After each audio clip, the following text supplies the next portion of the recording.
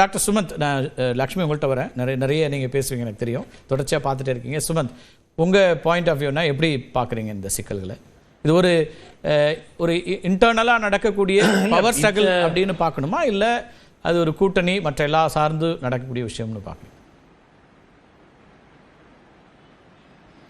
இல்லை, இதை ஒரு பவர் ஸ்ட்ரகிள் அப்படிங்கிறத நான் பார்க்க மாட்டேன். ஏன்னா கிட்டத்தட்ட 80% அதிகமாகவே கட்சி டாக்டர் அன்புமணி பின்னாடி தான் இருக்கு. பிகாஸ் அவங்க ஒரு ஐடியாலஜிக்கல் பேசிஸ்ல எல்லாம் இல்லை.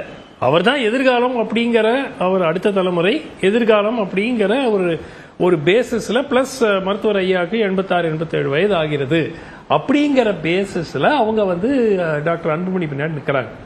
பட் என்ன அப்படின்னு பாத்தீங்கன்னா, டாக்டர் அன்புமணியாக அவரால்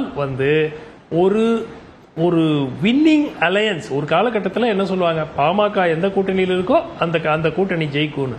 சமீப காலத்தில் பாமக எந்த கூட்டணியில் இருக்கோ அந்த கூட்டணி ஜெயிக்காதுங்கிற மாதிரி ஒரு சிச்சுவேஷன் கிட்டத்தட்ட ஒரு 3-4 ஆண்டுகளாக உருவாகிவிட்டது.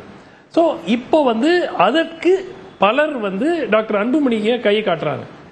ஏன்னா அந்த காலத்திலலாம் ஜெயிச்சுட்டு இருந்தோம். அப்கோர்ஸ் அப்பவும் டாக்டர் அன்புமணி உடைய ரோல் இருந்திருக்கும். பட் அப்போ மருத்துவர் ஐயாவுக்கு வயது குறைந்த வயதாக இருந்திருக்கும், இவ்வளவு முதியவராக இருந்திருக்க மாட்டாரு. அப்போ அவர் இன்னும் ஒரு ஆக்டிவ் ரோலா இருந்திருக்கும் அப்படிங்கிற நம்பிக்கை. ஸோ இப்போ கடந்த 5 ஆண்டு காலமாக அவருக்கு ஒரு ராஜ்யசபா சீட்டை பெற்றுக்கொண்டாரே தவிர கட்சியால் பெருமளவில் வெற்றி பெற முடியவில்லை, ஒரு வளர்ச்சி அடைய இயலவில்லை அப்படிங்கிறது இஸ் அ ஃபேக்ட். இதனால அவர் மீது அழுத்தம் நிச்சயமாக இருக்கு. He has to perform.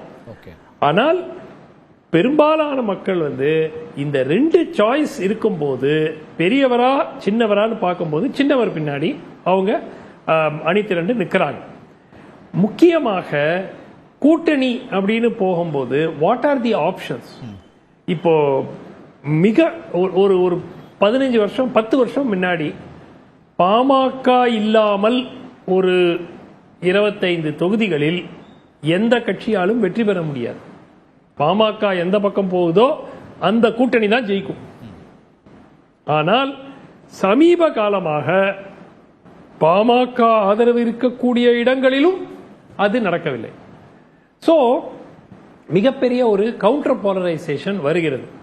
வன்னிய சமுதாயத்தை அல்லாத மக்கள் எல்லோரும் பாட்டாளி மக்கள் கட்சி எந்த பக்கம் இருக்கிறார்களோ, எந்த கூட்டணியில் இருக்கிறார்களோ, எதிர்கூட்டணிக்கு வாக்களிக்கிறார்கள். இந்த கவுண்டர் போலரைசேஷன் நம்ம பலமுறை கடந்த சமீப காலத்துல பார்க்கிறோம். சோ பாமகவுடைய அந்த ஸ்ட்ராட்டஜிக் அட்வான்டேஜ் என்ன? அவங்களுக்கு பெரிய அட்வான்டேஜ் என்ன? அவர்களிடம் 4%, 5%. இந்த 4-5% தமிழ்நாடு முழுவதும் பரவலாக இருந்தால் பாட்டாளி மக்கள் கட்சியை கூட்டணி பார்ட்னராக யாருமே பெருசா எடுத்துக்கிறதுக்கு கூட ஒன்னும் எந்தூசியாசம் இருக்காது. ஆனால் இந்த 5% இப்போ அது குறைஞ்சிருக்கும் என்னுடைய கணிப்பு. 4% இருக்கும். அந்த வாக்கு வங்கி ஒரு 30-40 தொகுதிகளுக்குள் அடக்கமாக இருப்பதனால் அது ஒரு கான்சென்ட்ரேட்டட் ஓட். ஆமா, அப்ப அங்க அதுவும் அந்த தொகுதிகள்ல கூடுதலா இருக்கும். ஒரு கவுண்டர் போலரை இல்ல, அந்த தொகுதிகளுக்குள்ள கூடுதலாக இருக்கும். அது 15%. அந்த தொகுதிகள்ல 15%, எஸ் 20%, 15% அப்படின்னு இருக்கு. பட் இன்னைக்கு எவ்வளவு தொகுதிகளில் பாமகவுடன் கூட்டணி இருந்தால் உறுதி வெற்றி அப்படின்னு சொல்ற மாதிரி எவ்வளவு தொகுதிகள் இருக்கு? சரி, அந்த கேள்விக்கு நீங்க உங்க கேள்விக்கு நம்ம பேசலாம். சுமத், நான் என்ன கேட்கிறேன்னா, இப்ப நீங்க ஒருவேளை இப்ப கடந்த 10 ஆண்டுகள்ல பாமகவுடைய தேவை என்ன இருக்குது, அல்லது அதனுடைய வெற்றி வியூகம் அல்லது வாய்ப்பு என்ன இருக்கு அப்படின்னு கேள்விகள் எழுப்பினா, அதையே திரு அன்புமணியோட நீங்க தனிமைப்படுத்தணும். அது 2த்துக்குமான கூட்டு பொறுப்பு தான். 2 பேரும் தான் இருக்காங்க. நிறுவனரா மருத்துவர் ராமதாஸ், அப்புறம் தலைவரா திரு அன்புமணி. 2 பேருடைய முடிவுகளும் தானே போயிட்டு இருக்குது. தனியா அன்புமணி ஒரு முடிவெடுத்து எந்த தேர்தலை சந்தித்திருக்கிறார்? இல்லைங்க, இல்ல இப்போ கடந்த தேர்தலில் 2024 பாராளுமன்ற தேர்தலில் என்ன நடந்ததுன்னு எல்லாருக்குமே தெரியும். முதல் நாள் இரவு வரைக்கும் அதிமுக கூட்டணியில் இடம்பெறுவதாக கிட்டத்தட்ட உறுதியான பிறகு அடுத்த நாள் அதிமுக டெலிகேஷன் போக போது காலையில் 7 மணிக்கு போய் பாஜக நின்று அவங்க கூட்டணியில கையொப்பம் எடுக்கிறாங்க. அதோட முடிச்சு போகுது. ஸோ அந்த கூட்டணி கூட பரவலாக எப்படி பார்க்கப்பட்டதுன்னா, டாக்டர் அன்புமணி தான் பாஜகவுடன் கூட்டணி வைக்க வேண்டும் என்று கூறியதாக ஒரு கருத்து. பிஃபோர் தட் ஒரு கட்சியை ஒருத்தர் தொடங்குகிறார், அந்த கட்சியை படிப்படியாக அடுத்த கட்டத்துக்கு கொண்டு போறாரு. ஒரு காலகட்டத்தில் 20க்கும் அதிகமான சட்டமன்ற உறுப்பினர்கள் இருக்கிறார்கள், கட்சி வளர்ச்சி, மத்திய அமைச்சர்கள் இருக்காங்க, ஒரு சாலிட் ஓட் பேங்க் பெறுகிறது. அந்த கிரெடிட் அவருக்கு போகும்.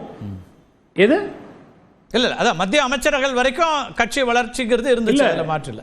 எஸ், மத்திய அமைச்சர்கள் வரைக்கும் வந்திருக்கிறாங்க, அந்த கிரெடிட் ஃபவுண்டருக்கு போகும். அதுக்கப்புறம் சில சறுக்கல்கள் வந்திருக்கலாம், தோல்விகள் வந்திருக்கலாம்.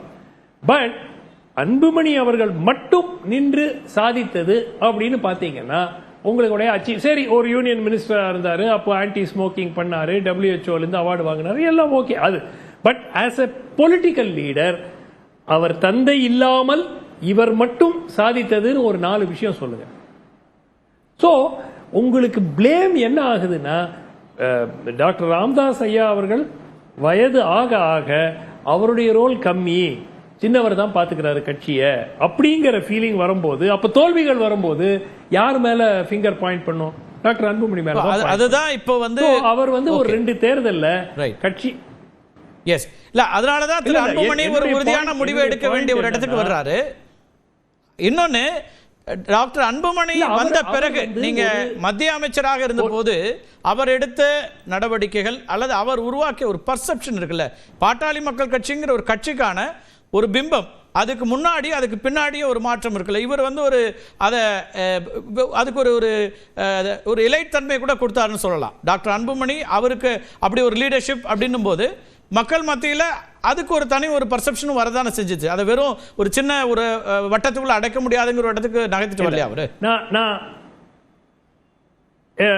இல்ல, அதாவது எங்க சிக்கல் வந்ததுன்னா, டாக்டர் அன்புமணி ஒரு காலகட்டத்தில் பாட்டாளி மக்கள் கட்சி ஒரு ஜாதி கட்சி அல்ல அப்படிங்கிற அந்த இமேஜை கொண்டு போகணும். அதுதான் அந்த மாற்றம் முன்னேற்றம் அன்புமணியும் கொண்டு போன அந்த கேம்பெயின் பீரியட்ல அனைவருக்குமான ஒரு கட்சி அப்படின்ட்டு. என்ன சிக்கல் என்றால், அந்த கேம்பெயின் வந்து கிட்டத்தட்ட ஒர்க் அவுட் ஆகல. ஒர்க் அவுட் ஆகாத பிறகு மீண்டும் அவர்கள் பின் வாங்கி விட்டாங்க. சரி, நம்ம இங்கேயும் போகாம அங்கேயும் போகாம இருக்கிறத அட்லீஸ்ட் நம்மளுடைய சமுதாய வாக்குகளை கன்சாலிடேட் பண்ணலான்னு வந்துட்டாங்க. ஸோ என்ன ப்ராப்ளம்னா, அவர் முழுமையாக ஒரு ப்ரோக்ரசிவ் லீடராகவும் உருவாகவில்லை. அதே மாதிரி அவருடைய தந்தை போல் அவருடைய சமுதாய வாக்குகளை கன்சாலிடேட் பண்ணி அதை சாலிடா வைக்கவும் முடியவில்லை. சோ இந்த 2த்துக்கு நடுவுல மாட்டிக்கிட்டதுனால தான் தொடர்ந்து சர்க்கிள்கள் பாமகவுக்கு இருக்கிறது. அந்த இஷ்யூ இன்னும் சால்வ் பண்ணோம். இது டாக்டர் அன்புமணி தலைவராக இருந்தாலும், மருத்துவர் ஐயா தலைவராக இருந்தாலும், யார் தலைவராக இருந்தாலும் அந்த இஷ்யூ ரிசால்வ் பண்ணோம். நீங்க வந்து உங்கள் சமுதாயத்திற்கான ஒரு கட்சி என்றால் அந்த அந்த ஒரு குறுகிய சிஸ்டம்ல ஃபங்க்ஷன் பண்ணுங்க. இல்ல தமிழ்நாட்டுக்கு பொதுவா, அதனாலதான் வந்து உங்களுக்கு தென் தமிழ்நாட்டில் எங்க இருக்கு கட்சி? ஓகே, அந்த அந்த சமுதாயம் இருக்கக்கூடிய பாக்கெட்ல தாண்டி அவர்களுக்கு ஆதரவு பெரும் அளவில் எடுக்க முடியலையே. ஓகே, பேசலாம் டாக்டர், இணைப்புல இருங்க, பேசலாம். லட்சுமி, எப்படி